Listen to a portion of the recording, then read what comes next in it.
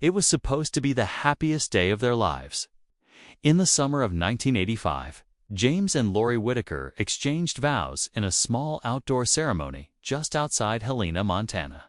Surrounded by friends, family, and sunshine, the newlyweds left the reception that evening in James's 1972 Ford Bronco, bound for a cabin in the mountains where they planned to spend a quiet honeymoon. But they never made it. The couple and the vehicle vanished without a trace. Search teams combed the area. For weeks, roads were checked, rivers dragged, and helicopters scanned the nearby forests. Not a single clue turned up. No tire tracks, no broken branches, no sign of the Bronco, and no indication the couple had ever made it to the highway. The case quickly became one of Montana's most baffling missing persons reports, leaving both families heartbroken and local law enforcement with nothing but unanswered questions. Over time, theories ranged from a tragic accident to something more sinister. But with no evidence, the case went cold. Then, in 1997, nearly 12 years later, a graduate student working on a remote forestry project stumbled onto something unexpected while analyzing satellite images of the region. In the dense tree cover, partially obscured, was the faint outline of a square-shaped one that didn't match the natural terrain. It was just enough to raise curiosity. But when the location was compared to the last known path of James and Lori, everything changed. Because what they found wasn't just unusual, it was chilling. The satellite image was grainy, taken from an early generation mapping system. But it clearly showed something man-madangled lines, consistent corners, and a faint metallic reflection about a quarter mile off a rarely used forest road. The student flagged the image as an anomaly in his report, which quietly landed on the desk of a professor who happened to know the Whitaker case. Within weeks, a small team was hiking into the dense, overgrown section of forest with GPS coordinates in hand. The area was thick with pine, and decades of snowfall had left the land uneven and wild. But as they neared the location, one of the researchers stopped cold. A faint glint of metal peeked through the underbrush. Slowly, they cleared away moss and fallen branches until the front grille of a 1972 Ford Bronco emerged from the dirt. The same color, same make, same model that James and Lori had driven away in that summer evening so many years ago. But the strangest part wasn't that the vehicle had been there the entire time. It was how it was hidden. The Bronco hadn't crashed, had been deliberately wedged into a natural dip in the land and covered branches arranged over it. Old camo netting draped and faded, almost like someone had tried to make sure it stayed invisible from both the air and ground.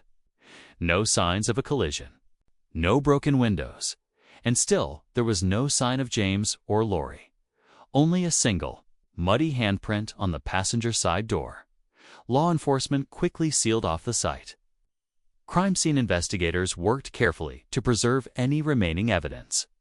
Though the Bronco had clearly been sitting untouched for over a decade, when they opened the doors, the interior was almost perfectly preserved. The keys were still in the ignition. Lori's purse, with her ID and a half-used lipstick, lay on the passenger seat. A disposable camera sat wedged between the seats, film still inside, but there were no signs of a struggle.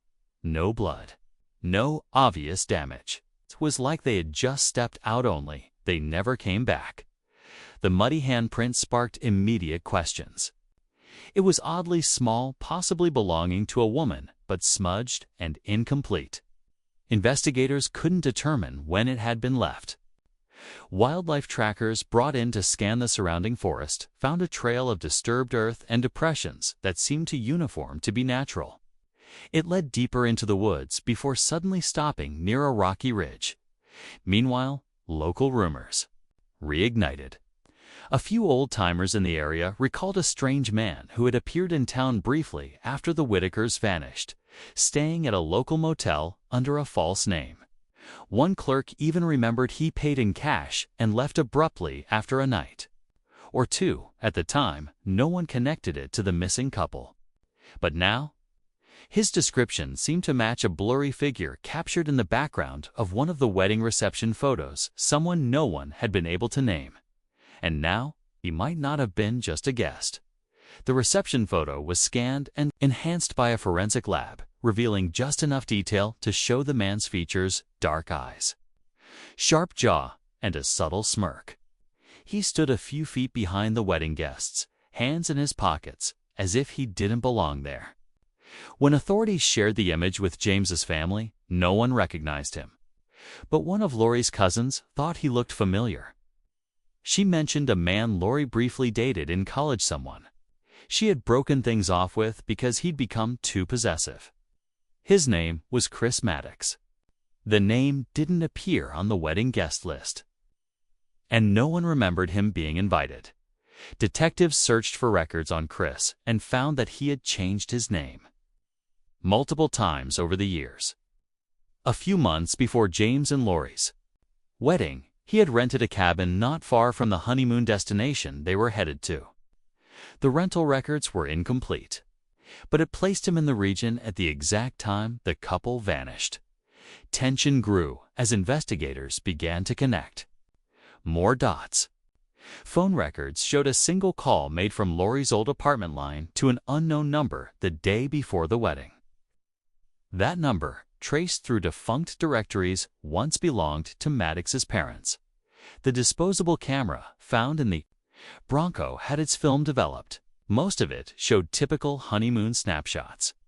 But the last photo on the roll, blurry and dim, showed the couple at a cabin's doorstep. Smiling dot behind them, a shadowed figure stood in the window.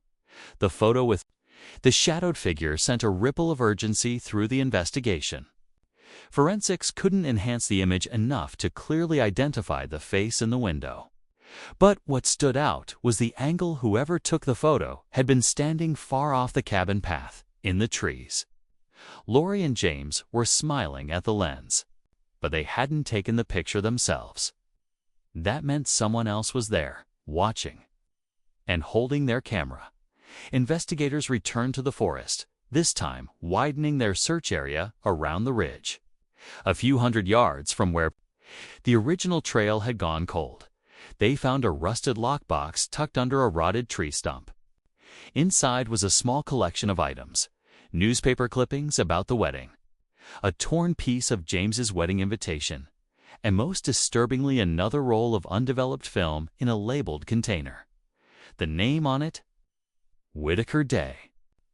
3. This was the turning point. Someone had been documenting the couple after their disappearance.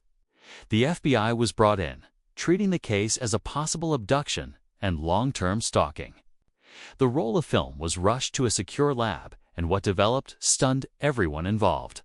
Among the photos were shots of the Bronco, parked deep in the woods before it was covered. Others showed James and Lori from a distance, unaware. The final photo, however, showed only the wedding dress, hanging from a hook inside what looked like a darkened cabin wall, and in the corner of the frame, a hand holding the camera clearly reflected in a cracked mirror. The final image, the wedding dress, hanging eerily in a shadowy cabin with a hand reflected in the mirror, gave investigators a crucial lead. A distinctive crack running through the glass matched a local carpenter's unique mirror design. Sold to only a handful of buyers in the mid-1980s, one of those records led to an abandoned hunting cabin deep in the mountains, nearly inaccessible by road. Search teams hiked in with renewed purpose, armed with the original photo for comparison. What they found inside stunned everyone. The cabin had clearly not been lived in for years, but its contents told a haunting story. A mattress was still made up, a small table set for two, and old canned food rotting on shelves. On one wall, a corkboard held dozens of Polaroid photos, many of James and Lori. Some smiling, some with worried eyes, some clearly taken without their knowledge. In a locked chest beneath the floorboards were more personal items: Lori's journal, James's wallet, and a stack of letters written in her handwriting, addressed but never sent. The final entry in the journal was dated nearly a year after their wedding. Lori wrote about how they were being kept against their will, sometimes moved, sometimes separated, but that they hadn't given up hope. And then came the twist: no one saw coming. A note tucked behind the last page in unfamiliar handwriting. It read, "Forgive me. They were never supposed to die." The signature. But Chris Maddox had been declared dead in 1993. Or so everyone thought. The discovery of the journal, letters, and final note sparked a nationwide manhunt. Investigators dug deeper into Chris Maddox's reported death and uncovered shocking inconsistencies. The body had been burned beyond recognition in a remote cabin fire, with ID found at the sign but no dental confirmation. It was now believed Maddox had staged his own death and vanished under a new identity. Multiple aliases were linked to rural properties across the Northwest, but by the time authorities arrived at each location, they were always just a step too late. Though James and Lori's remains were never found, DNA traces inside the cabin confirmed they had both been there for a prolonged time. Their story shifted from a tragic accident to a disturbing case of long-term captivity. The fact that Lori had managed to write and hide her journal proved that even in isolation, she fought to be heard.